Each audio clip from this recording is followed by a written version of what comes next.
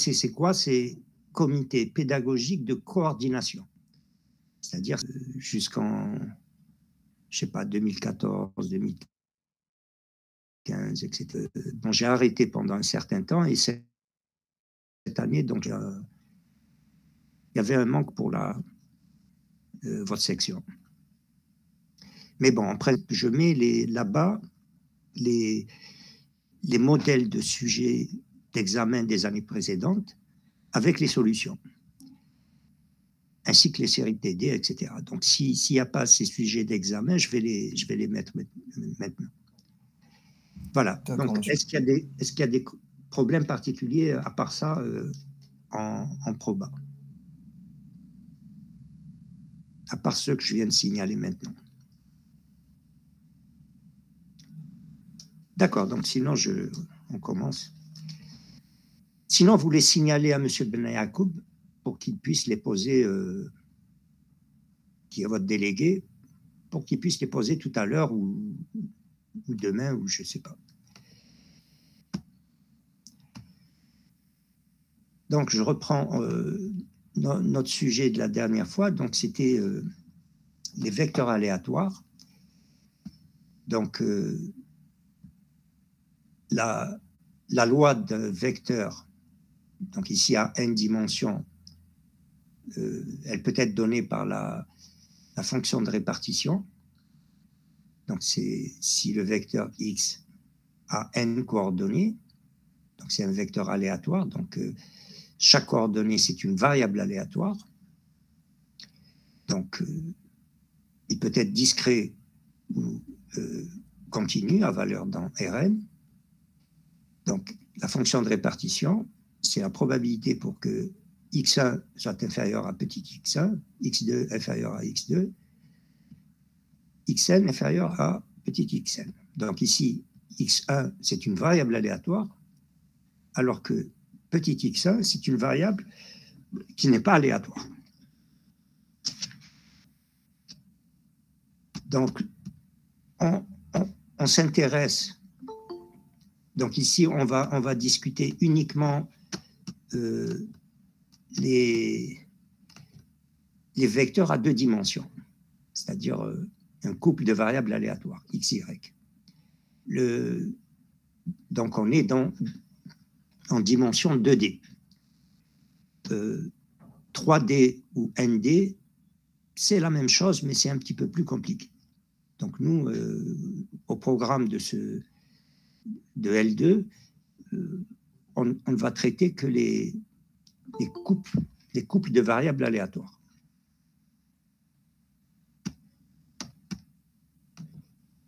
Pour comprendre le principe.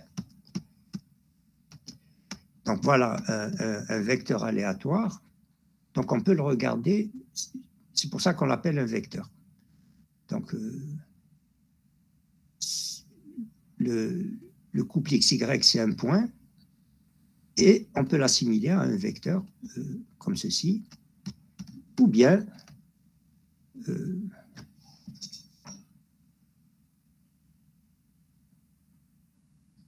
voilà. Donc c'est en fait la fonction de répartition. Bon, le vecteur, c'est la partie qui est assurée ici.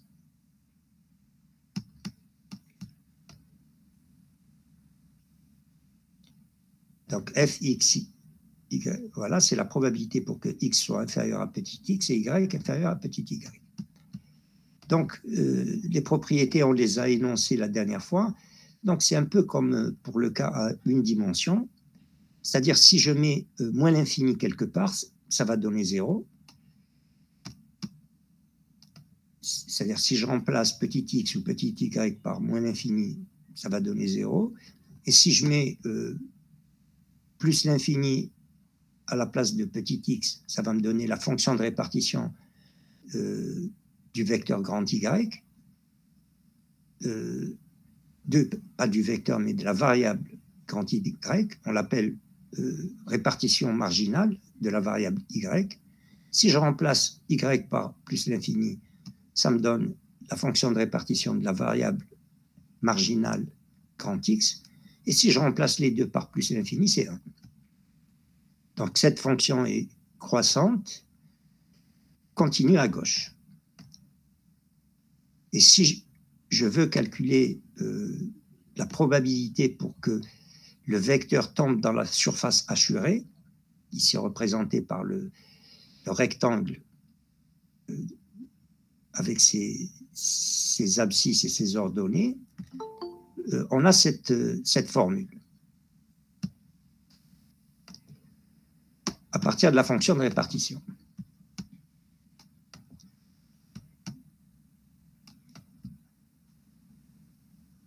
Alors, on va essayer de voir ce que ça donne dans le cas discret.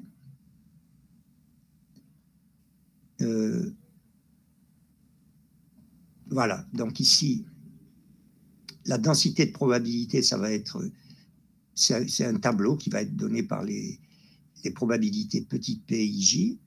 Donc, probabilité pour que grand X prenne la valeur xi et grand Y la valeur yj. Donc, à supposer que I est compris entre 1 et n. N, ici, c'est fini, mais ça peut être infini également. Et J compris entre 1 et m, dans ce cas fini, mais ça peut être infini.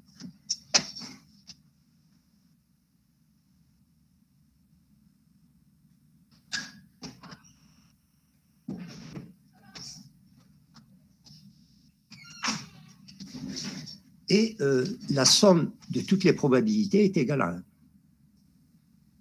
Bon, les lois marginales, PI point, c'est la probabilité de la variable grand X, donc probabilité pour que grand X prenne la valeur xi, c'est égal à la somme par rapport à I des PJ. Et P.J, la loi marginale de la variable grand Y, probabilité que grand Y égale YJ, c'est la somme par rapport à J. Il y a quelqu'un qui arrive.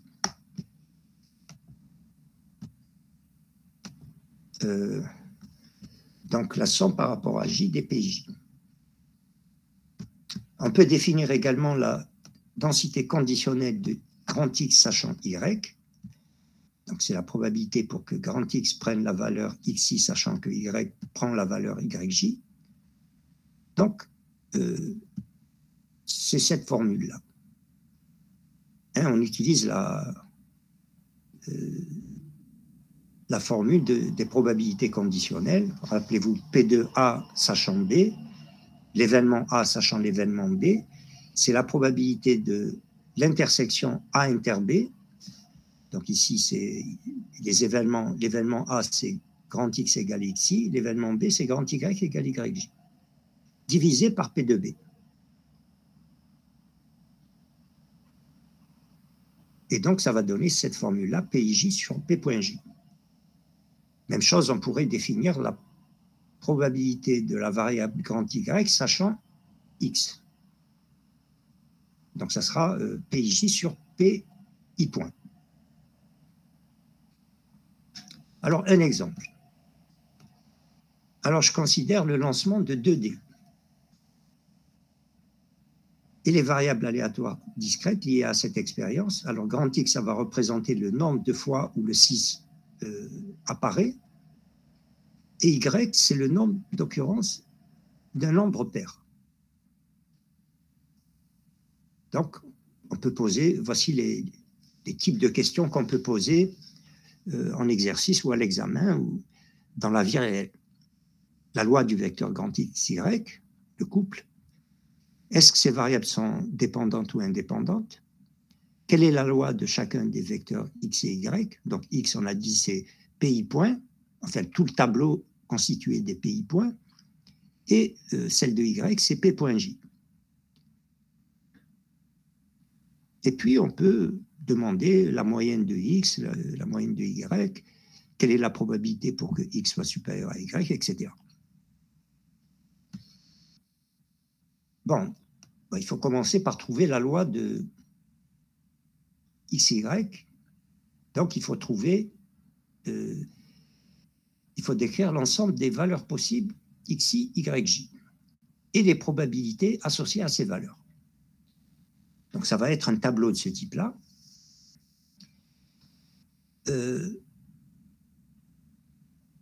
Bon, pour la variable x, on a dit nombre d'occurrences du 6. Donc, il y a 2G, il y a 2D.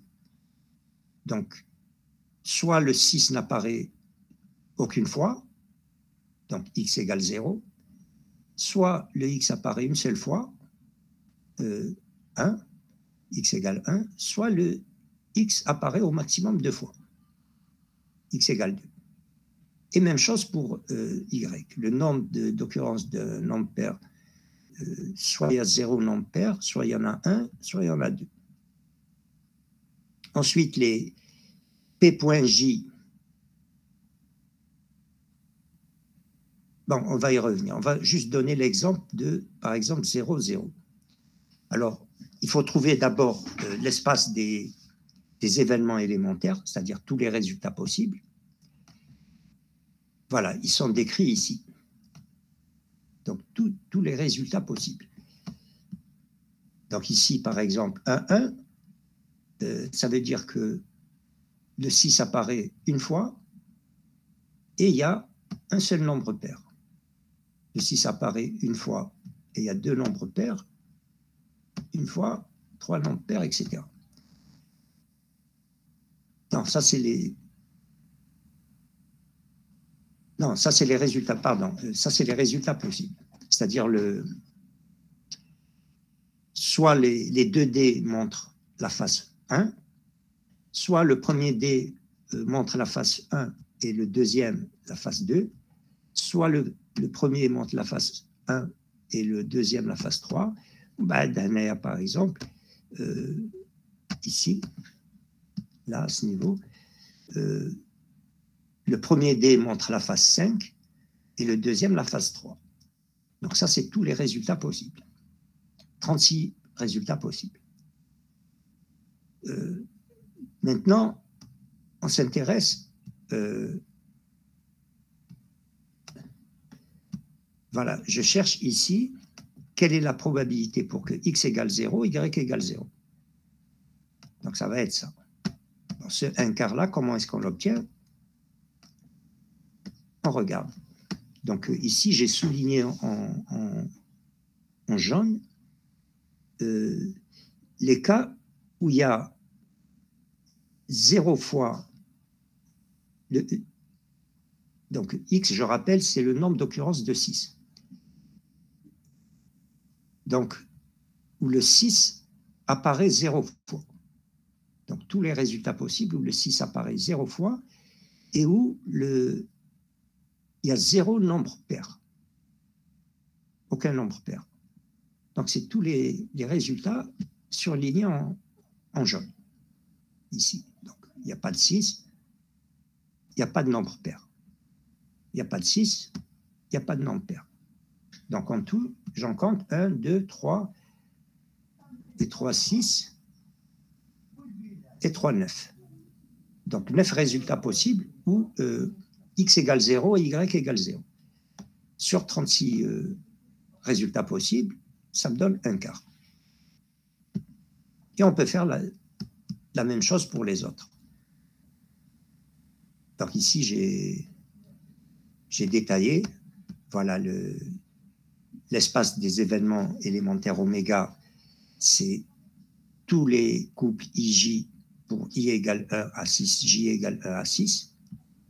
Le nombre de résultats possibles, donc le cardinal de oméga, c'est 6 au carré 36. Donc c'est le tirage de 2 éléments avec remise, soit 2 expériences indépendantes. Alors ici, on vous donne par exemple également pour P11. L'événement x égale 1, y égale 1, voici les résultats qu'il le réalise. 6 résultats possibles, sur 36, ça fait 1/6. Le voilà, x égale 1, 1.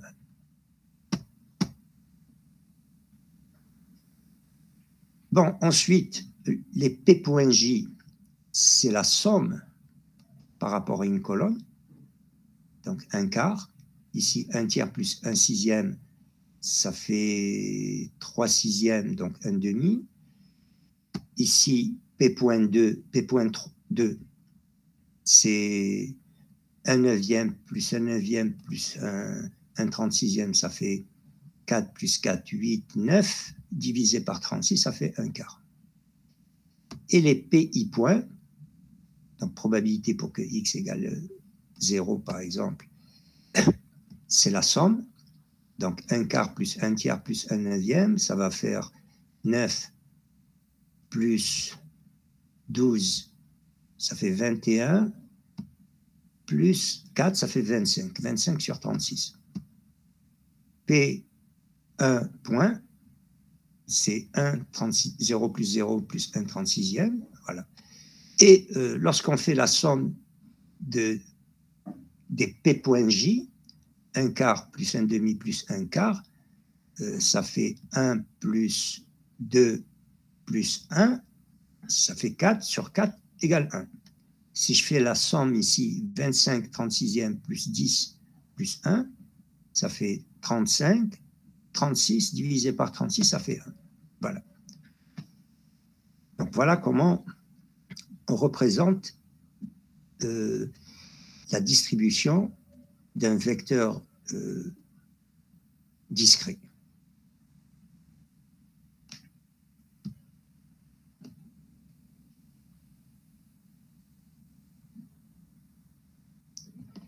Bon, ici, on vous montre comment calculer P de x égale 1, y égale 1. C'est la formule de multiplication des probabilités. Si vous vous rappelez, on avait dit que P de A inter B, c'est P de A multiplié par P de B sachant A. Ou bien P de B multiplié par P de A sachant B. Ici, c'est la même chose.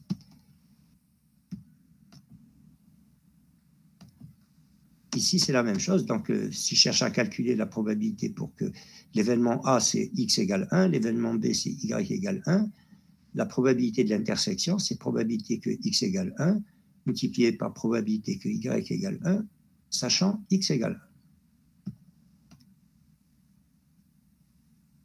Pour le cas continu, les sommes, ça va être les intégrales.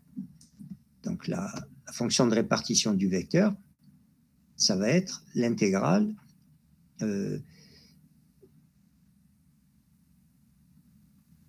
donc de la fonction de densité du vecteur xy, donc intégrale par rapport à x et par rapport à y. Bien sûr, comme pour le cas à une dimension, cette densité est positive. Et si je fais l'intégrale par rapport à tout le domaine, là, il y a une erreur. Donc là, il faut corriger. C'est l'intégrale par rapport à tout le domaine. Donc ici, c'est l'intégrale de moins l'infini à plus l'infini et intégrale de moins l'infini à plus l'infini. Donc il y a une erreur ici. Ce n'est pas intégrale de... Parce que cette intégrale, c'est f de la fonction de répartition. Et si je prends l'intégrale sur tout le domaine, moins l'infini à plus l'infini, moins l'infini à plus l'infini, ça va faire 1. Et la fonction de densité, c'est la dérivée seconde, donc dérivée par rapport à x et ensuite par rapport à y, de la fonction de répartition.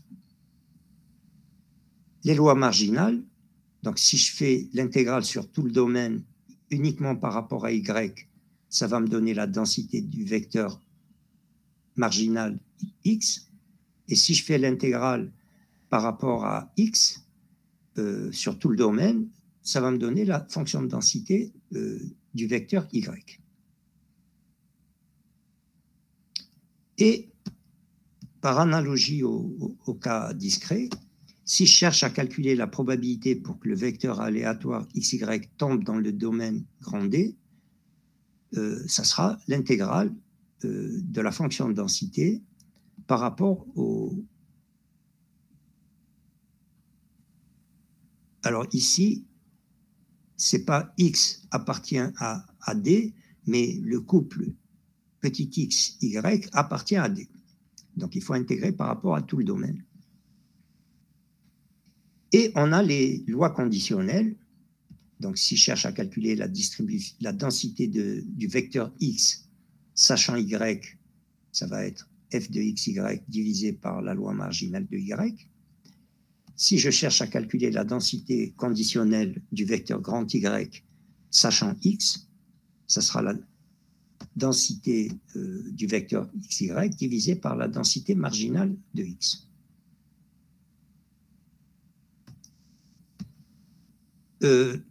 On a également la notion d'indépendance des valeurs, des vecteurs. Alors, par définition, deux vecteurs x et y seront dits indépendants si la densité du couple xy, c'est le... Oui. Donc, le vecteur, c'est juste une probabilité avec deux variables aléatoires. Oui, c'est-à-dire que un vecteur, donc ici, nous, on parle de couple. Variables. Voilà, c'est-à-dire que chaque coordonnée, c'est une variable aléatoire. OK.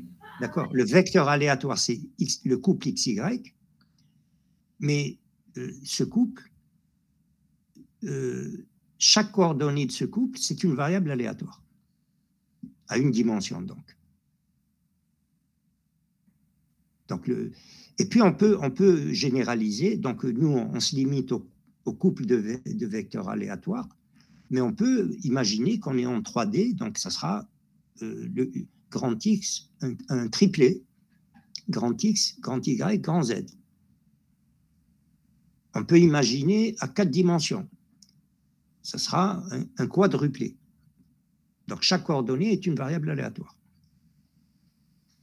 Donc ici, la fonction de répartition, donc si les variables aléatoires x, y sont indépendantes, la fonction de répartition du couple x, y, c'est le produit des fonctions de répartition des variables aléatoires x et y. Même chose pour la densité, si les vecteurs sont indépendants. Dans le cas discret, voilà, ça sera ça. La probabilité que x prenne la valeur x, y prend la valeur y, ça sera le produit des variables marginales.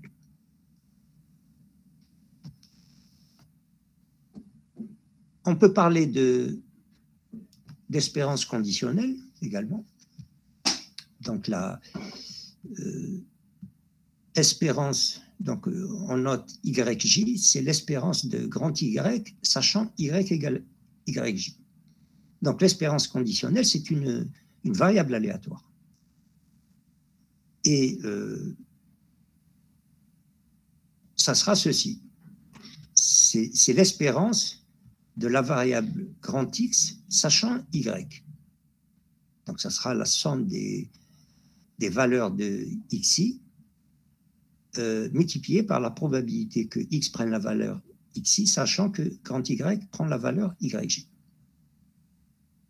Donc, l'espérance conditionnelle, c'est une variable aléatoire, en fait, de X sachant Y, dont les valeurs possibles YJ sont déterminées avec la formule ci-dessus, avec les probabilités correspondantes.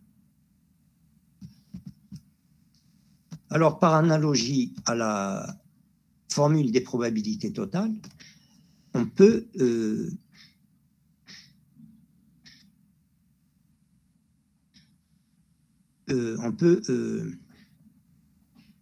donner la formule de l'espérance conditionnelle totale. Donc, espérance x, donc on peut l'écrire comme ça, c'est l'espérance de x sachant y, qui est une variable aléatoire. Donc, c'est la somme par rapport à j, x sachant j égale yj, par la probabilité que y prenne la valeur yj. Rappelez-vous, formule des probabilités totales, c'était, si vous voulez, les hypothèses, c'est la probabilité que y prenne la valeur yj.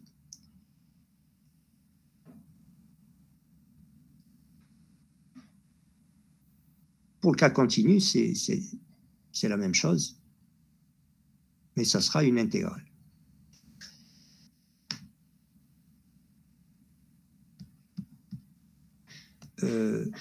Bon,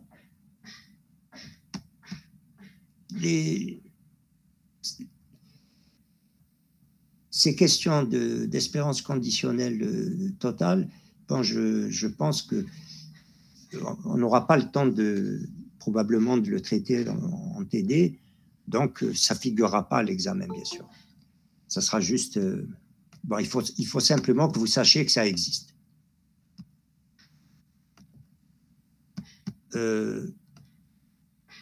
Par contre, ce qui est important, c'est la notion de covariance et de corrélation. Ça a une petite relation avec la notion de dépendance et indépendance, mais c'est quand même différent. Il y a une certaine relation entre dépendance et corrélation, mais ce n'est pas la même chose. On va voir d'ailleurs la différence. Donc, par définition, la covariance entre deux variables x et y, c'est ça qui... par définition, c'est ça. Covariance xy, c'est l'espérance de x moins... Alors, petit m x, c'est l'espérance de grand X, la moyenne de la variable x. My, c'est l'espérance, la moyenne de la variable grand Y. Donc, en fait, c'est l'espérance donc, du produit des différences des variables par rapport à leur moyenne.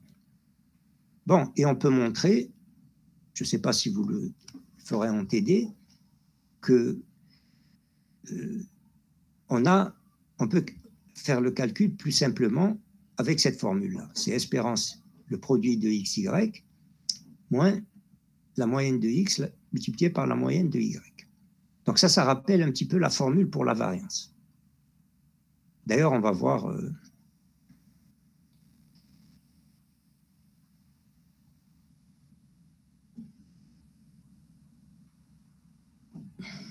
Bon,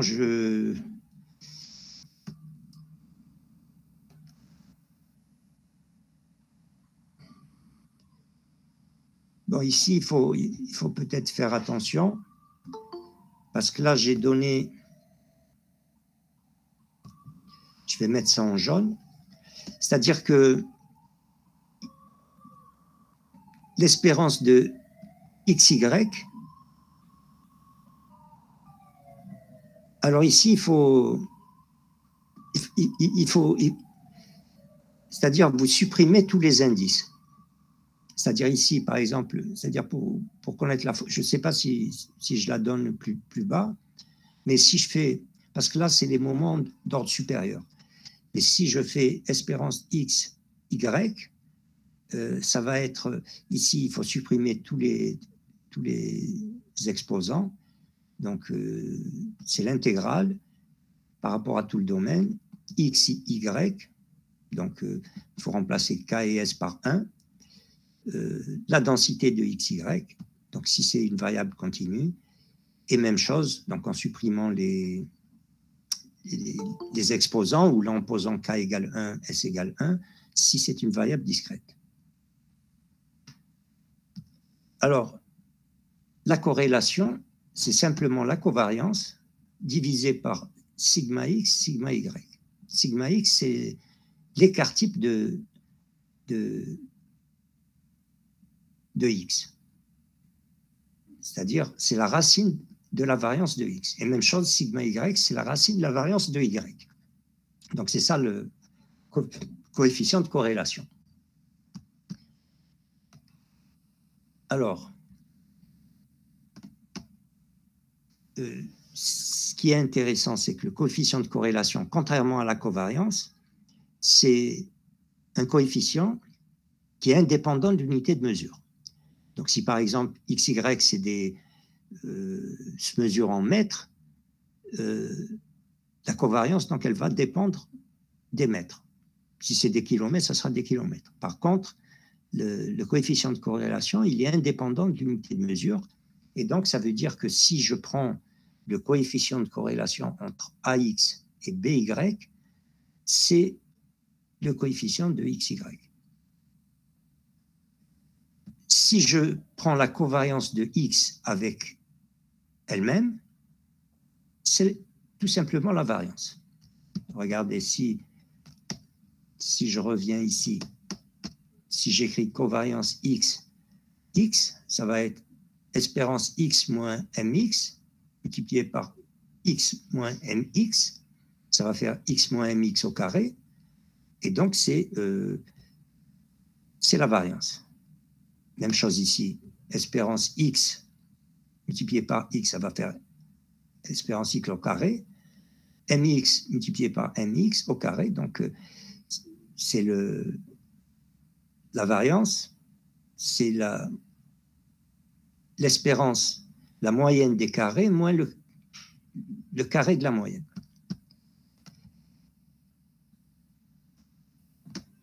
Une autre propriété ici, 3i, c'est que on peut interchanger covariance xy, c'est la même chose que covariance de yx, c'est-à-dire qu'il y a une symétrie. C'est linéaire par rapport à une variable. Par exemple, si j'écris covariance de ax plus by et z, c'est a covariance x, z, plus b covariance y, z.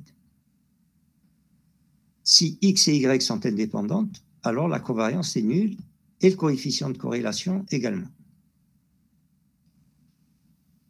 Bon, je passe sur la propriété 6i. Mettre ça en jaune.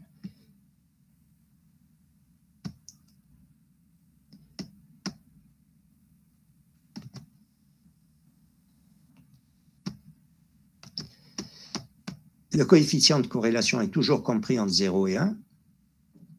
Et la valeur absolue, donc le coefficient de corrélation peut être positif ou négatif. Donc sa valeur absolue est 1, si et seulement si il existe deux nombres A et B, de réels, tels que grand Y, les deux variables sont liées par une relation linéaire, Y égale à X plus B. Donc ça veut dire que c'est ça l'interprétation du coefficient de corrélation. Il mesure le degré de linéarité entre les deux variables. Puisque y égale à x plus b, c'est l'équation d'une droite.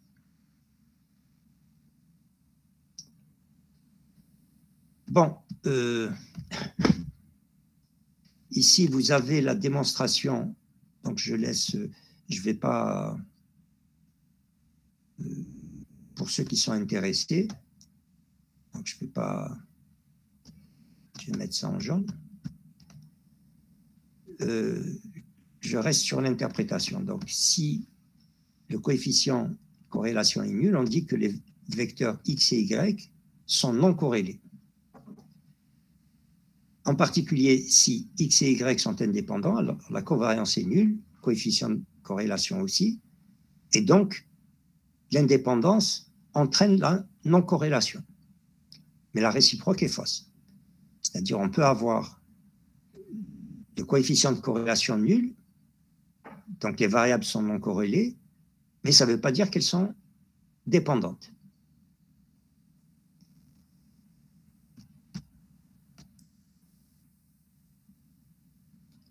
Alors ici, ça c'est un exercice qu'on propose. Par exemple, oui, voilà, c'est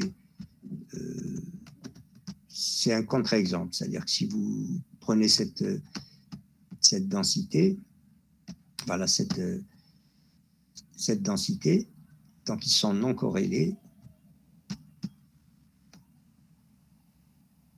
mais pas indépendants. Alors l'interprétation géométrique, l'ensemble des variables aléatoires définies sur un même espace de probabilité de moyenne nulle et de variance finie, donc voilà ce que ça veut dire, la moyenne est nulle, la variance est finie, on peut voir que ça forme un espace vectoriel. Donc toute variable aléatoire, on peut l'assimiler à un vecteur. On peut munir cet espace d'un produit scalaire de la façon suivante. Donc le produit scalaire, c'est la covariance. Puisque là, ici, donc, pourquoi c'est la covariance? C'est parce que la moyenne est nulle. Donc c'est un espace euclidien. On peut le munir donc d'une vecteur. Et donc sigma x, c'est la norme de x, et variance x, c'est le carré de la norme. Donc si on considère maintenant deux vecteurs, x et y, alors la covariance de x, y, ça va être covariance, par définition, covariance de x, y sur ça. Donc c'est la norme au carré divisée par le produit des normes, qui est égal à la cosinus de phi. Phi, ça va représenter l'angle entre les vecteurs x et y. Donc, si deux variables sont non corrélées, c'est-à-dire leur covariance est nulle, leur coefficient de corrélation est nul, donc cosinus phi égale 0, ça correspond au fait où phi est égal à pi sur 2. Et le produit scalaire est nul. Donc, ça veut dire que le vecteur x est orthogonal, perpendiculaire au vecteur y. Si ρ est égal plus ou moins l'infini, alors phi égale 0, puisque le cosinus phi égale plus ou moins 1, soit phi égale 0, soit phi égale pi. Et ça veut dire que les vecteurs x et y sont collinéaires, c'est-à-dire qu'ils sont superposés. Si ρ est égal plus 1, ils sont superposés mais dans la même direction. Donc la flèche va dans la même direction du vecteur. Si ρ égale moins 1, ils ont des directions opposées.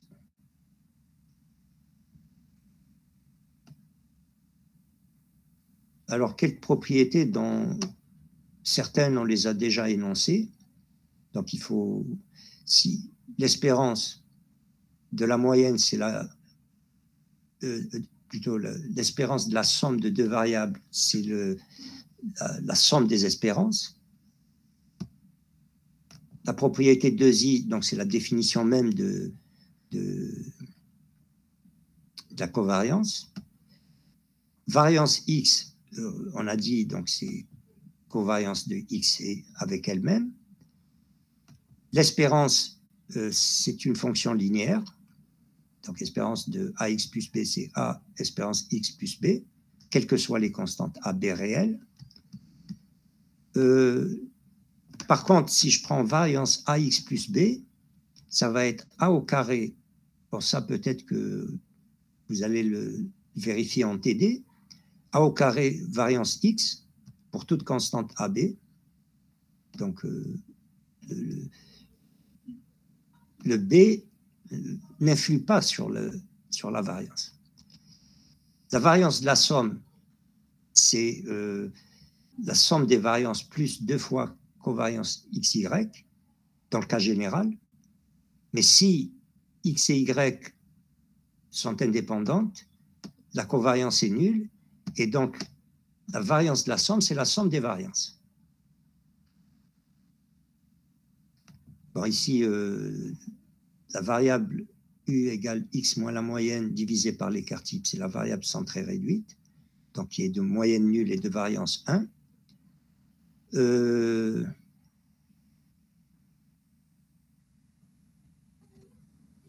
Donc on a vu son utilité pour la loi normale, c'est-à-dire pour donc si pour une certaine question on cherche à calculer la fonction de répartition d'une loi normale de paramètres m et sigma, il faut se ramener à la loi centrée réduite. Et la loi centrée réduite, elle est donnée par les tables. Donc ici, je donne une représentation de la loi normale dans le plan. Donc ici, vous avez un cas particulier, lorsque le vecteur xy suit une loi normale, donc avec les paramètres mx, my, sigma x, sigma y. Donc l'expression est peut-être compliquée, mais bon, il y a des logiciels qui font très bien la représentation ou bien les calculs si ce n'est que Mathematica ou MATLAB. Alors ici, c'est la densité de la loi normale. Donc ici, on parle de la matrice des covariances. La matrice des covariances, c'est quoi? Donc ici, 16, c'est la covariance entre x et x. 12, c'est la covariance entre x et y.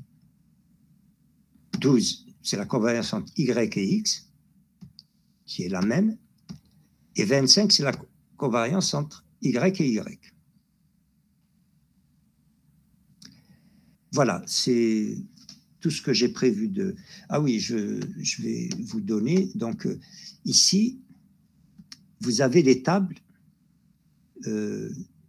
puisque dans les exercices, ou à l'examen, ou dans les situations réelles, bon, on donne un énoncé, et ensuite, il y a des questions où il faut calculer, par exemple, probabilité que x supérieur à x ou x inférieur à x pour des valeurs données de lambda et x. Ou bien l'inverse, c'est-à-dire on vous donne la probabilité, trouvez la valeur de x correspondant. Donc voici pour la loi, donc je suppose que vous avez dû voir comment lire ces tables-là, par exemple pour la loi de Poisson. Donc ici vous avez les valeurs de x, ici les valeurs de lambda. Donc lambda égale 0,1, si lambda égale 0,2. Et si vous avez une valeur, par exemple 0,15, qui ne figure pas dans la table, on fait une interpolation. Donc ici, lambda égale 0,8 jusqu'à 8, etc. Vous avez plus bas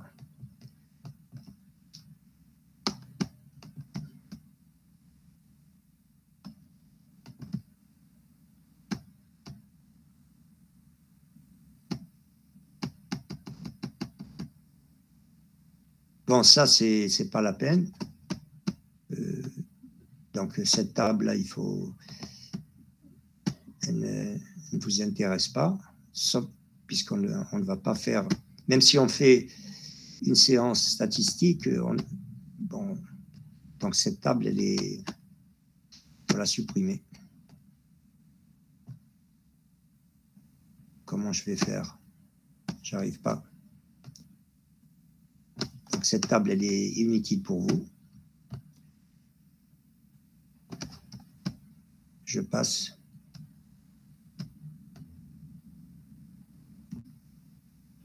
Qu'est-ce qui se passe? Cette table non plus.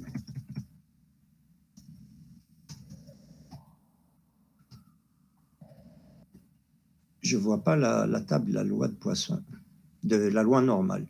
Donc, vous avez besoin de la table de la loi normale. Bon, elle n'est pas là.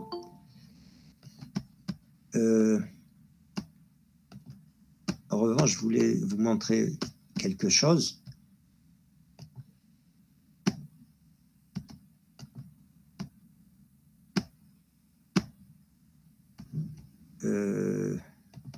C'est où? Donc là, je ne sais pas pourquoi. Normalement, il devrait y avoir la table de la loi normale.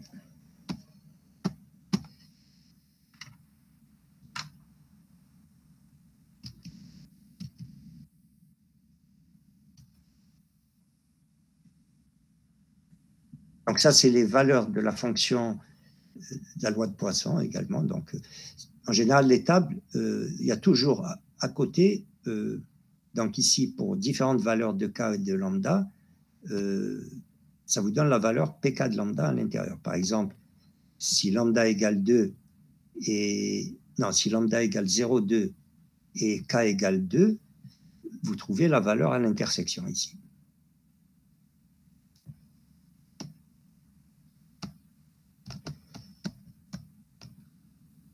Bon, et plus loin, on devrait avoir la loi normale.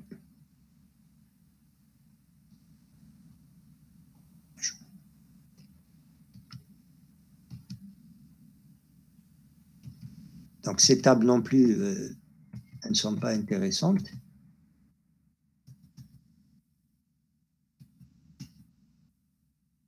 En revanche, je ne trouve pas la loi normale. C'est drôle.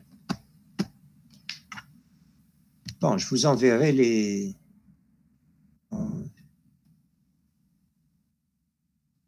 Ces statistiques sont... Monsieur, Oui, j'ai pas compris comment on pouvait lire la matrice des covariances. les covariances.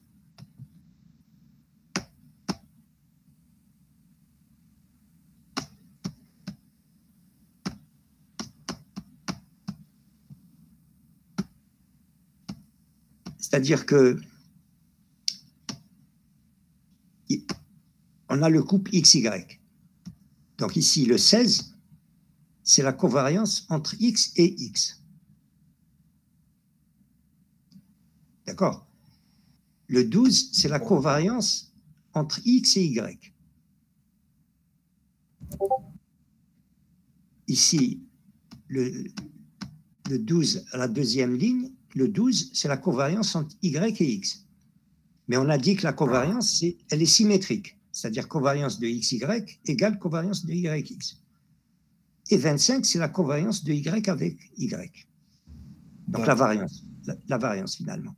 Donc, en fait, ce 16-là, c'est le sigma X au carré. Hein, regardez la loi normale, elle dépend de... Donc, ces paramètres, c'est MX, la moyenne de X, MY, la moyenne de Y, on a sigma X au carré, qui est la variance de X tout seul, et sigma Y au carré, qui est la variance de Y tout seul.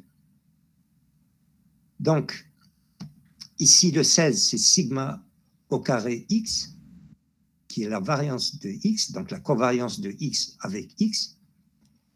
Le 25, c'est sigma Y au carré, qui est la variance de Y tout seul, donc la covariance entre Y et Y. Ici, le 12, c'est covariance XY, et le 12 en bas, c'est covariance YX, qui est égale à covariance XY. Voilà. Donc, les tables, je vais essayer de séparer. Donc, il y a les tables à loi de Poisson. La dernière fois, on a vu les tables à loi normale. Et ici, vous avez les tables des lois de probabilité usuelles. Donc, ces tables, comme les tables loi de Poisson, etc., elles sont autorisées à l'examen.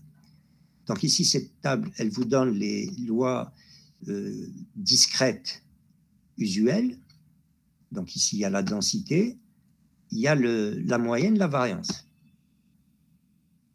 Donc pour la loi de Bernoulli, on a vu M égale P, la variance c'est P1 moins P. On a vu la loi binomiale, la moyenne c'est NP, la variance c'est NP1 moins P.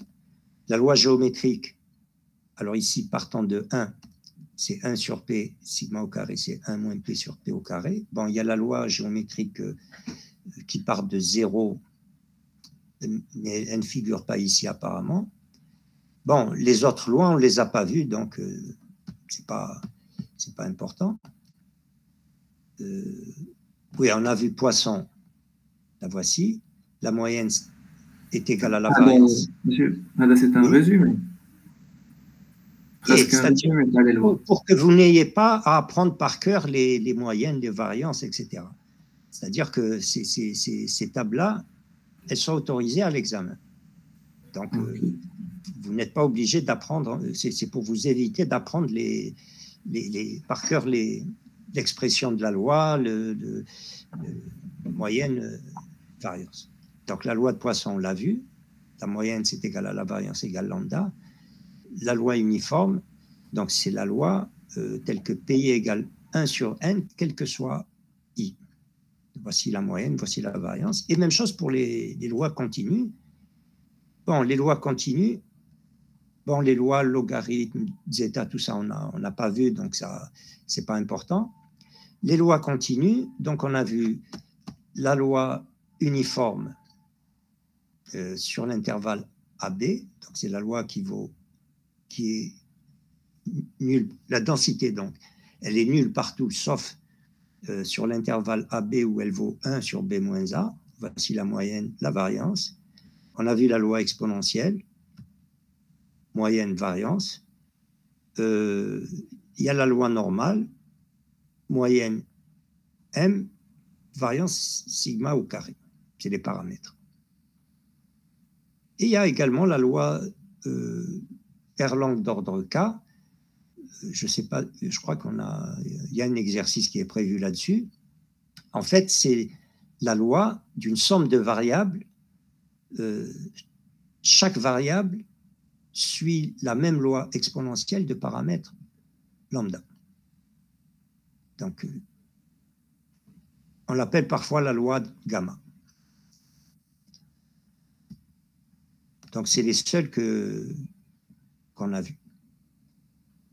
Donc, ces tables-là, elles sont autorisées à l'examen, comme les tables des lois de probabilité.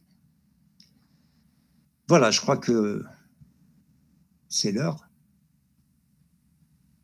Donc, est-ce que Ben Yagoub, il est arrivé? Allô? Il n'est pas dans le meeting, monsieur. Il n'est pas. Donc, bon, j'espère qu'il va venir tout à l'heure, puisqu'on a prévu un... CPM à 15h, c'est ça? Non, le CPM, on peut le faire maintenant. C'est-à-dire que si vous avez des questions concernant le module probabilité, il faut me les poser à moi ou à Ben Yagoub si vous le voyez. Donc, c'est le CPC qui est programmé à 15h? Oui, c'est le CPC. Le CPM, bon, je ne sais pas, est-ce que CPM, si vous voulez, donc maintenant, dans 10 minutes, vous avez TD, c'est ça, avec Madame Boachi. Allô? Oui. Allô? Vous avez TD avec Madame Boachi. Voilà, donc, lorsque vous serez en TD, on lui expose nos problèmes. Vous m'invitez à rejoindre votre réunion, on va discuter. D'accord. Donc, dans 10 minutes, je pense, à peu près. Bonnes vacances. D'accord, je veux le lien.